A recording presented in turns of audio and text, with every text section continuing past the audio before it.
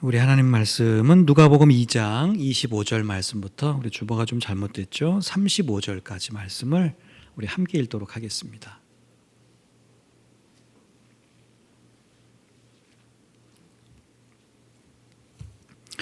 누가복음 2장 25절 말씀부터 우리 35절까지 말씀을 우리 함께 읽도록 합니다. 신약성경 89페이지쯤 있습니다. 누가복음 2장 25절로 35절까지 자, 우리 함께 읽을까요? 시작. 예루살렘에 시므온이라 하는 사람이 있으니 이 사람은 의롭고 경건하여 이스라엘의 위로를 기다리는 자라. 성령이 그 위에 계시더라. 그가 주의 그리스도를 보기 전에는 죽지 아니하리라 하는 성령의 지시를 받았더니 성령의 감동으로 성전에 들어가매 마침 부모가 율법의 관례대로 행하고자 하여 그 아기 예수를 데리고 오는지라. 시므온이 아기를 안고 하나님을 찬송하여 이르되 주제여 이제는 말씀하신 대로 종을 평안히 놓아 주시는도다. 내 눈이 주의 구원을 보았사오니 이는 만민 앞에 예비하신 것이요 이방을 비추는 빛이요 주의 백성 이스라엘의 영광이니이다 하니 그의 부모가 그에 대한 말들을 놀랍게 여기더라.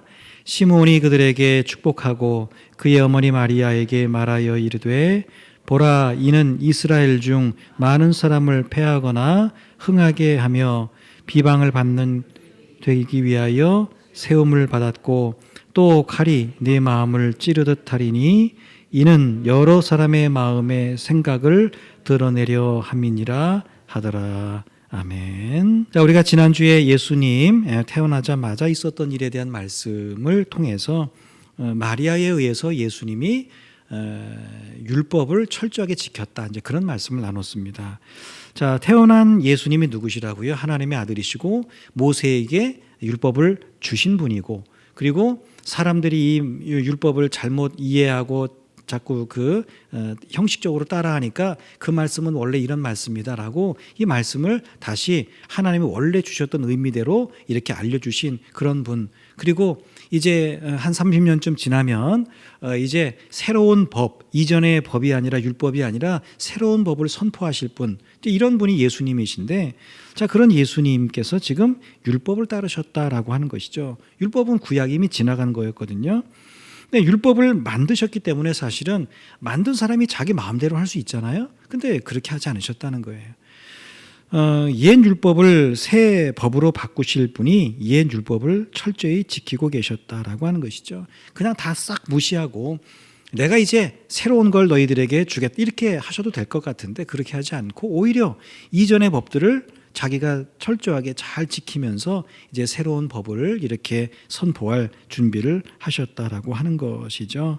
자, 그렇게 하신 이유는 옛 제도, 다시 말하면 하나님께서 모세를 통해서 주신 그 율법에 의해서 인정받은 사람이 새 법, 하나님의 말씀, 복음을 제시할 자격이 있기 때문이다.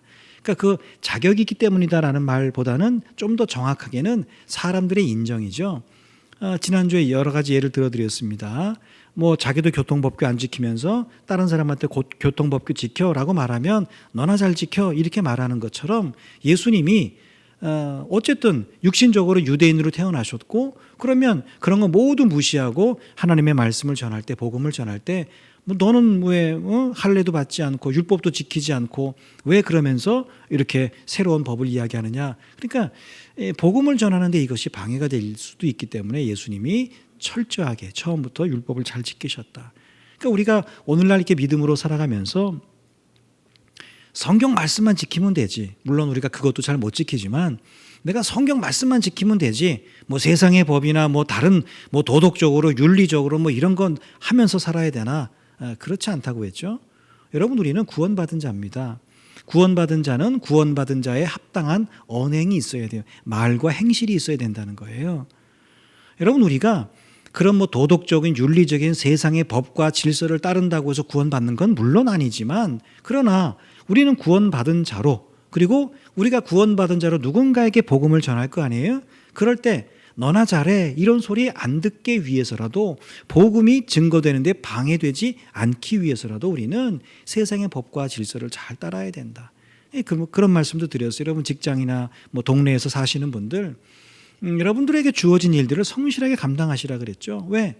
여러분 그것이 내가 뭐 성실하게 감당한다고 구원받고 성실하게 뭐 대충 게으르게 한다고 해서 뭐 지옥 가느냐?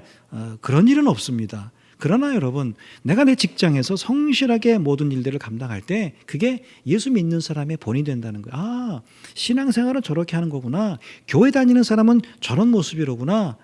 여러분 그럴 때 내가 하는 말에 영향력이 생기는 거예요.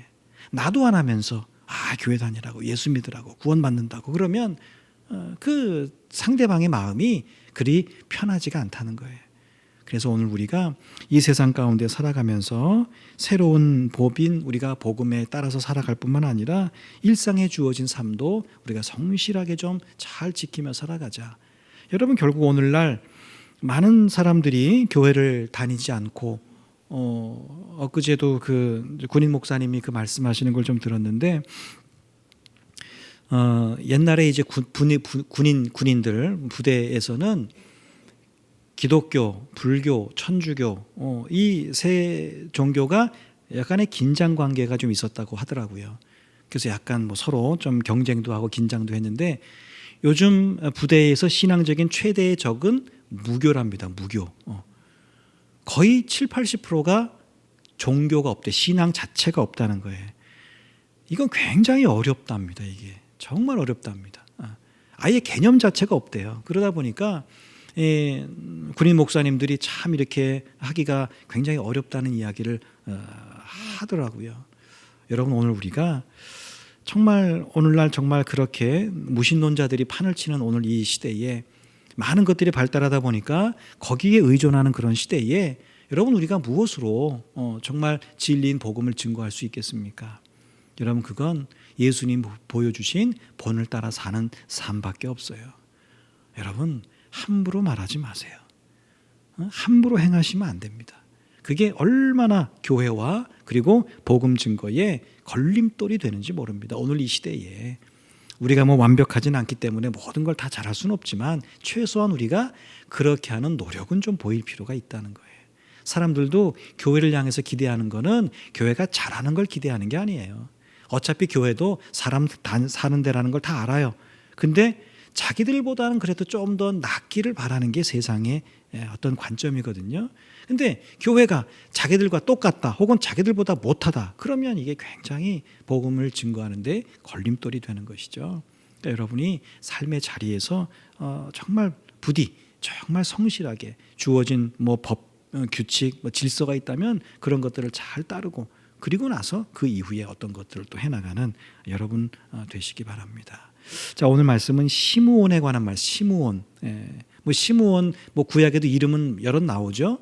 근데 이제 시므온 예수님이 정결 예식을 하기 위해서 예루살렘 성전에 방문을 하게 됐을 때 만난 사람이 누구다? 시므온이라고 하는 사람입니다. 자, 이 시므온은 세례 요한의 부모였던 사가랴와 엘리사벳처럼 의롭고 경건한 사람이었습니다. 그런데 평소에 의롭고 경건하게 살던 사가랴와 엘리사벳이 요한이 태어남과 동시에 나중에 성령의 충만함을 받았죠. 물론 사가랴나 엘리사벳이 평소에 경건하고 의롭게 살았어요. 그러다가 세례 요한이 태어났습니다. 그리고 나서 나중에 성령 충만을 받게 됩니다. 자, 그런데 시므온은 좀 달라요. 똑같은 건 뭐예요? 사가랴와 엘리사벳과 똑같은 건 이 사람도 평소에 의롭고 경건하게 살았어요. 자, 그런데 달랐던 건 뭐예요? 시므온은 평소에도 성령의 인도하심을 받으며 살았다는 거예요. 그러니까 사가랴와 엘리사벳은 나중에 받았는데 이 스가랴는 그냥 일상 속에서 늘 성령의 인도를 받고 살았다. 어떻게 보면 우리가 생각하는 가장 이상적인 신앙을 가진 그런 사람이라고 할 수 있습니다. 왜냐하면 늘 일상 속에서 성령님의 인도를 받아 살았기 때문에 그러합니다. 여러분 우리는 종종 이 사가랴나 엘리사벳처럼 삶의 기폭제가 되는 일들을 통해서 성령 충만 받기를 원하지만 가장 좋고 이상적인 믿음의 모습은 평소에 늘 일상 가운데서 성령님의 인도를 받고 사는 겁니다. 자, 누군가가 제게 묻습니다. 두 가지 중에서 어떤 게 더 좋은지 얘기해봐라 하고 묻습니다. 자, 첫째는 갑자기 많이 아팠다가 큰 수술을 받고 다시 원래대로 회복되기를 원합니까? 아니면 처음부터 아프지 않은 상태가 쭉 유지되고 평생 살기를 원합니까?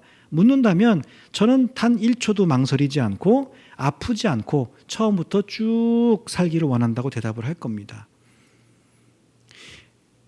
많이 아팠다가 좋은 병원과 좋은 의사를 만나서 깨끗하게 치료받고 다시 원래대로 돌아오는 것보다는 나는 아프지 않고 평소에 그 건강을 쭉 유지하고 사는 게 저는 좋다고 대답을 할 겁니다. 여러분 인생의 생사 화복과 희로애락을 다 경험한 다음에 정말 주께로 돌아와서 그리고 성령의 인도를 따라 사는 것도 복되지만 사실 더 좋은 건 그런 경험 없어도 그런 경험이 또 없이도 하나님께 감사하고 늘 하나님을 예배하고 매 순간 성령님의 인도를 따라 사는 겁니다. 여러분 그게 중요합니다. 여러분 그래서 매일의 기도와 말씀 생활이 왜 중요하냐라고 할 때 우리가 매주 드리는 뭐 한 주 빠지면 안 되냐, 뭐 기도 한 번 빠지면 안 되냐, 성경 뭐 하루 안 읽으면 안 되냐, 이제 뒤에 뭐 하나 예를 제가 하나 드릴 텐데 여러분 그런 것들이 왜 중요하냐라고 하면 여러분 그런 것들이 우리로 하여금 뭐예요? 일상의 삶 가운데 늘 하나님께 감사하고 하나님을 기억하고 하나님을 찬양하고 여러분 그런 것들이 되기 때문에 그렇다는 거예요. 때때로 우리에게도 물론 특별한 시간과 특별한 무언가가 필요하기도 합니다. 그러나 여러분 결국 우리를 살게 하고 우리를 잘 살게 해주고 믿음으로 세워나가는 것은 특별한 뭔가가 아니라 일상 속에서 성령님의 인도를 따라 사는 겁니다. 여러분 그게 결국은 우리를 살리는 거예요. 건강 생각해 보세요. 특별한 게 우리를 건강하게 만드는 게 아니죠. 일상에 먹는 밥, 일상에 쉬는 잠, 일상에 하는 운동, 여러분 그것이 우리를 결국은 건강하게 만드는 것이죠. 여러분 병이라고 하는 게 갑자기 생기는 건 아니죠. 우리가 깨닫든 깨닫지 못하든 우리 속에서 지속적으로 뭔가 안 좋은 작용이 일어나면 그런 것들이 병으로 이렇게 점점 커진다고 하지 않습니까? 사고가 아닌 이상 갑자기 무슨 큰 병이 하루아침에 덜컥 생기지는 않는다고 해요. 우리 신체 자체가. 여러분 우리가 믿음이라고 하는 것이 그렇다는 거예요. 일상 속에서 늘 성령의 인도를 받고 살아가는 것이 이게 얼마나 귀한 것인가라고 하는 것입니다. 여러분 그러므로 믿음의 일들을 막 몰아서 하려고 하거나 어떤 계기가 있어야만 하려고 하거나 혹은 이렇게 미루는 거, 미뤘다가 나중에 해야지. 여러분 이렇게 하지 말고 하나님께서 허락하신 일상 가운데서 평범하고도 일상적인 그런 믿음의 일들을 감당하시기를 바랍니다. 내 삶의 일상을 살아가면서 늘 나와 성령님이 다르지 않고 내가 하는 생각과 성령님의 생각이 다르지 않고 또 내가 원하는 것과 성령께서 원하시는 게 다르지 않은 삶을 살아가는 거, 여러분 이게 가장 이상적인 신앙 생활의 모습이라고 할 수 있습니다. 하나님은 저 하늘에 계시고 나는 이 땅에 있고가 아니라 물론 존재는 그렇죠. 여러분 그러나 우리가 믿음으로 산다는 건 뭐예요? 하나님의 생각과 내 생각이 내가 하나님의 생각이 좀 비슷해지는 거 아닌가요? 하나님의 뜻이 있는데 내가 그 뜻과 좀 비슷해지는 거겠죠. 하나님이 원하시는 게 있어요. 근데 내가 원하는 거하고 이게 좀 같은 방향으로 가는 거. 여러분 그게 결국은 우리가 믿음으로 사는 것이라고 하는 것이죠. 여러분 우리가 그런 삶을 살아가는 게 가장 좋은 거예요. 삶의 우여곡절이 있어서 TV에 나와서 간증하는 사람들의 삶을 여러분 너무 부러워하지 마세요. 내가 일상 가운데 내가 영적인 건강을 잘 유지하고 사는 것이 가장 좋고 유익한 것이라고 하는 걸 우리는 이 시므온 같은 사람을 통해서 기억할 수 있습니다. 자, 이 시므온 나이가 많았습니다. 그리고 하나님의 위로를 기다리는 자다 이렇게 했습니다. 자, 하나님의 위로라는 게 뭐예요? 이스라엘의 회복. 구체적으로는 이스라엘 나라의 해방, 아니면 영적인 하나님 나라의 임재 뭐 이런 것들을 의미합니다. 자, 시므온은 주의 그리스도를 보기 전에는 죽지 않을 것이다. 이런 성령의 지시를 받았다고 하는 거죠. 오늘 26절에 보면 자, 성령께서 시므온에게 하나님께서 세우신 그리스도를 보기 전에는 너가 죽지 않을 거다. 이런 걸 미리 알려주셨다는 거예요. 여러분, 시므온은 성전에 상주하는 사람이 아닙니다. 이 사람 제사장도 아니고 뭐 그런 어떤 특별한 사람이 아닙니다. 그냥 의롭고 경건하게 사는 예루살렘에 사는 시민이었습니다. 그런 그가 성령의 감동으로 성전에 들어가게 되죠. 그러니까 성령의 감동이라기 더 정확한 의미는 성령에 이끌려서 성전에 들어가게 됩니다. 그리고 거기에서 요셉과 마리아와 아기 예수님 만나게 되죠. 여러분, 시므온이 그 아기 예수님을 딱 보자마자 그 성령께서 말씀하신 그리스도가 저 아기라는 걸 금방 알아봅니다. 그리고 그를 품에 안고 찬송하죠. 여러분, 그걸 이렇게 보면 그가 의롭고 경건했기 때문에 예수님을 알아본 게 아니라 성령의 인도하심이 알아보게 한 거예요. 여러분, 이건 차이가 있습니다. 여러분, 우리가 경건하고 거룩한 삶을 살면서 성령의 인도하심에 좀 더 예민해야 될 이유가 여기 있습니다. 자, 위에서 말씀드린 것처럼 이것이 우리가 일상 가운데서 성령님의 인도를 따라 살아가야 하는 이유이기도 합니다. 내 지식과 내 경험과 내 지금까지 배운 이 경험으로 보니까 딱 보니까 알겠다. 이게 아닙니다. 지금 시므온이. 시므온이 자기가 지금까지 살아온 인생과 자기가 배운 지식과 자기의 경험과 능력과 이런 걸 통틀어서 볼 때 성전에 있는 사람들을 쭉 봐서 저 아기구나 이렇게 판단한 게 아니라 늘 성령님을 따라 살아감으로 성령께서 주시는 분별력을 가지고 저 아이구나 알아챘다는 거예요. 여러분, 우리가 내 지식과 경험과 능력으로 딱 보면 알아. 여러분, 이것이 아니고요. 우리가 늘 성령을 따라 살아감으로 성령께서 주시는 분별력을 지니고 산다면 우리가 훨씬 더 우리 삶에서 실수를 줄이고 교만이 아닌 겸손으로 바르게 분별하는 믿음, 지혜로운 삶을 살게 됩니다. 경험이 많은 분일수록, 지식이 많은 분일수록, 또 능력이 좋은 분일수록 뭐예요? 딱 보면 알죠. 그렇잖아요. 세상에 많은 일들이, 전문적인 일들이 그렇죠. 그냥 딱 보면 어느 정도 뭐 100%는 아니어도 어떻게 되겠구나, 어떤 사람이구나, 어떤 일이구나 이런 거 좀 아는 분들이 참 많습니다. 근데 이게 자칫하면 우리로 하여금 이게 믿음에 관한 것이라면 교만해질 수 있나? 딱 보면 알아. 우리 신학생들이 교만한 것 가운데 첫 번째가 그거죠. 목사님들이 신학대학교에 가서 설교하기가 제일 어렵다고 하죠. 왜? 성도들은 늘 오늘 목사님이 어떤 말씀을 주실까 기대하는 마음으로 이렇게 설교를 들어서 어떤 말씀을 전해도 은혜를 받는데, 신학생들은 누가 오신다 그러면 오늘 저 목사님 설교를 잘하나 못하나 이런 생각을 가지고 설교에 듣는다는 거예요. 그러니까 여러분, 그게 차이가 있죠. 듣는 자세가 잘하나 못하나 이걸 가지고 설교를 듣는 사람과 하나님의 은혜를 기대하면서 듣는 사람의 차이가 당연히 있을 수밖에 없습니다. 여러분은 설교라고 하는 것이 설교자만 영향을 주는 건 아닙니다. 여러분, 이제 학교에서 가르치는 선생님들이 누가 어떤 학생들이 배우느냐에 따라서 가르치는 내용이 달라진다는 거 아시죠? 여러분, A라는 반하고 B라는 반하고 C라는 반이 있는데 똑같은 내용을 가지고 선생님이 준비해서 가르칩니다. 근데 A반에서 가르칠 때와 B반, C반에서 가르칠 때가 다릅니다. 왜 그럴까? 가르치는 선생님 똑같고 내용이 똑같은데. 근데 배우는 학생들의 반응이 다르면 달라질 수밖에 없어요. 그러니까 설교도 그러합니다. 성경 공부도 마찬가지고요. 그러니까 우리가 말하는 거 전하는 사람만 중요한 게 아니라 듣고 그것을 이렇게 함께하는 사람도 중요하다는 걸 기억할 필요가 있습니다. 오늘 시므온이 그래요. 내가 딱 보니까 알겠다가 아닙니다. 성령께서 자기로 하여금 그런 것들을 보면 이 아기로구나 알게 하셨습니다. 자, 모르는 사람이 웬 할아버지가 와서 그 아기를 안고 그 아이에 대해서 하나님 찬송하는 말에 마리아와 요셉이 당연히 놀랬겠죠. 자, 그들은 정결 예식하려고 왔는데 와가지고 그런 어떤 예언의 말씀을 들으리라고는 상상도 못했을 겁니다.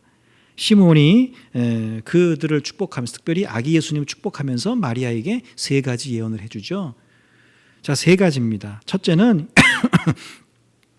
예수님에게 이스라엘 중 많은 사람을 패하거나 흥하게 할 것이다 예언합니다.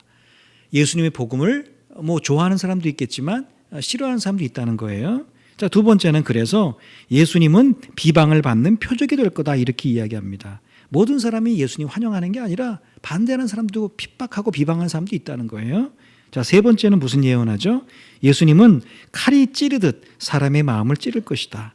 그러니까 시므온이 지금 마리아에게 이 아기가, 예수님이 네 마음을 찌를 거다.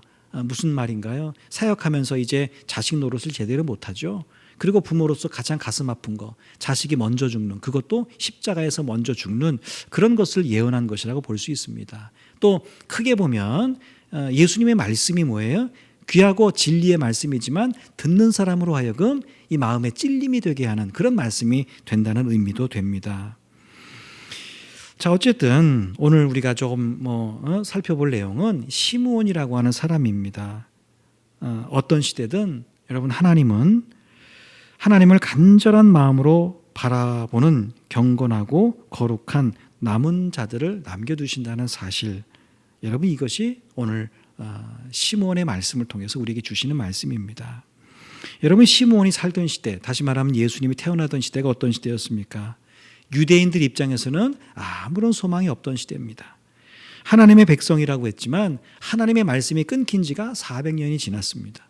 하나님의 백성이면 하나님이 계속해서 말씀하시고 인도해 주셔야 되는데 그거 끊어진 지가 400년 됐어요.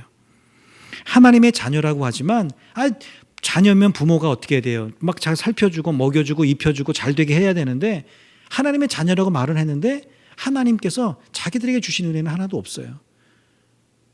뭔가 이게 하나님의 은혜다라고 말할 수 있는 것들이 거의 없었다는 거예요. 수백 년 동안 여러 제국들의 지배만 받고 식민 통치만 받고 그런 참담한 시간들만 흘렀습니다. 눈에 보이는 나라가 해방이 되든지 아니면 영적인 하나님의 나라가 이렇게 오든지 뭔가 해야 되는데 아무 일도 일어나지 않고 그냥 답답하고 의미 없어 보이는 이런 시간들만 흘러가고 있었습니다.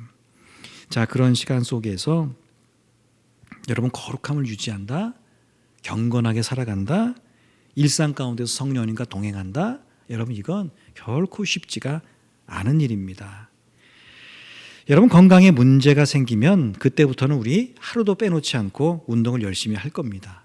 병원에 갔더니 뭔가 당신 운동하지 않으면 죽습니다 라든지 운동하지 않으면 큰일 납니다 이런 소리 들으면 우리는 열일을 제치고 운동할 겁니다. 그러나 대다수의 우리들은 뭐예요? 아프지 않거나 이상이 없으면 운동해야 되는 건 알지만 거의 우리는 잘 안 하고 삽니다. 과식하지 말고 음식 좀 조심하라고 해도 여러분, 평소에는 우리가 다 내가 먹고 싶은 대로 먹지 소식을 한다거나 조절, 우리 그런 거 잘 안 합니다. 여러분, 고난이 오고 삶에 어려움이 왔을 때 기도하는 것은 어쩌면 쉬운 일일지 모릅니다. 뭔가 고난이 오고 어려움이 와서 기도할 수밖에 없는 상황이 되어서 기도하는 거, 여러분 그건 어쩌면 쉬울 수 있어요. 하지만 아무 일도 없고 평안한데 늘 기도를 이어간다는 건 여러분 이게 쉽지가 않습니다. 믿음으로 살면서 제가 그런 생각을 참 많이 합니다. 생각만이 아니라 실제로 그런 경우들을 제가 많이 보기도 하고 제 자신도 그런 것들을 경험하기도 하고, 기도가 마일리지와 같다. 마일리지 뭔지 아시죠? 적립금. 적립금. 자, 무슨 말이냐면 여러분, 예를 들면 우리는 비행기 탈 일이 별로 없지만 비행기를 자주 타는 사람, 비행기를 타면 그 비행기 회사에서 당신 비행기 타서 고맙다 그래서 얼마 정도 적립금을 마일리지 적립해 줍니다. 인터넷 쇼핑몰 여러분 쇼핑 같은 거 하시잖아요. 그럼 물건을 이렇게 삽니다. 그러면 그냥 정가 다 받는 게 아니라 할인도 해주지만 적립금이라는 걸 거기다 이렇게 얼마씩 적립을 해줍니다. 물론 아주 적은 금액이죠. 자, 근데 어쨌든 그 마일리지 적립금이라는 걸 적립해 주는데 사실 그 한 번의 마일리지 가지고는 아무것도 할 수 없어요. 심지어는 10원, 20원, 100원 이거 갖고 뭐 할 수 있겠어요. 너무 적기 때문에 그렇죠. 그래서 대다수의 사람들은 잊어버립니다. 그냥 뭐 쌓이든 말든 그냥 별로 기억하지 않고 차곡차곡 그냥 쌓기만 합니다. 자, 그러다가 비행기를 타는 사람의 경우에는 자기가 오래간만에 아주 멀리 간다. 그럴 때 자기가 원래는 이코노미 좀 싸고 비좁은 좌석이었는데 그 마일리지를 이용해서 넓고 좋은 좀 비싼 비즈니스석으로 옮겨간다든지, 아니면 그 모아진 것으로 이번 비행기 티켓은 공짜로 끊는다든지, 뭐 그런 일들을 합니다. 물건을 사는 사람들도 마찬가지. 그것들 쭉 모았다가 뭐 꼭 필요한 건 아니지만 늘 사고 싶었던 거 있으면 그런 걸 모아서 사기도 하고요. 울진군에서도 지역사랑 카드 쓰면 10% 15% 적립해 주죠. 뭐 지난주에도 제가 누구 밥 사주면서 이건 울진군에서 사주는 거다 제가 그랬는데 생각보다 많아요. 그 금액이. 그 모으면 나중에 밥 한 누구 대접할 수도 있고 살 수도 있습니다. 여러분, 이처럼 이 마일리지라는 게 뭐예요? 당장은 쓸 수가 없어요. 이게 뭐 몇십 원 몇백 원 가지고 뭘 쓸 수 있겠어요. 자, 그런데 정말 중요한 순간에 정말 유용하게 딱 한 번 쓸 수 있어요. 여러분, 이게 마일리지가 가진 아주 좋은 혜택 중에 하나입니다. 여러분, 기도가 그런 것 같아요. 여러분, 기도 한 번 했다고 해서 무슨 큰 변화가 일어나고 갑자기 어떤 당장에 하나님의 역사가 일어난다라고 하면 여러분, 기도하지 않을 사람은 세상에 한 명도 없습니다.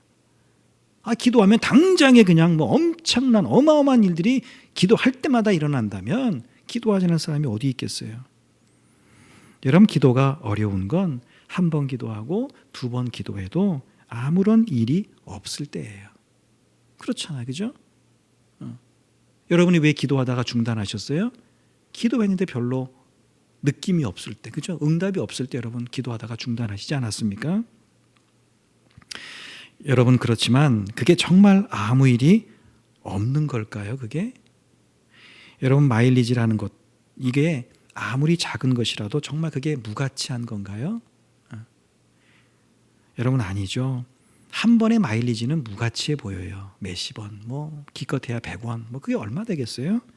근데 그게 모이면 엄청나게 큰 가치를 발휘해서 여러 번이 아닙니다. 딱 한 번 내게 꼭 필요할 때, 정말 중요할 때 그걸 사용할 수 있습니다. 여러분, 기도는 마일리지를 적립하는 것과 같다. 이런 생각을 참 많이 합니다. 당장 기도하고 당장 기도의 효과를 보려고 하면 아마 실망하는 분들이 꽤 많을 겁니다. 왜죠? 여러분, 기도는 마일리지와 같다. 차곡차곡 쌓아두었다가 내 인생에 정말 중요할 때, 그리고 결정적인 순간에 그 기도의 마일리지를 어떻게 보면 한 방에 다 사용하는 거예요. 여러분, 그러면 그 효과는 이루 말할 수가 없는 것이죠. 여러분, 이건 기도만 그런 게 아니에요. 말씀에도 그런 마일리지가 있고요. 우리가 예배 드리는 것에도 그런 마일리지가 있어요. 봉사하고 섬기는 것도 마찬가지입니다. 여러분, 이런 것들을 우리가 뭐 내가 그런 것들을 한다고 해서 갑자기 어떤 일들이 일어나지 않는다고 여러분 그냥 뭐 하나하나 똑같네가 아니라 조금씩 쌓이고 있다는 걸 우리가 알아야 합니다.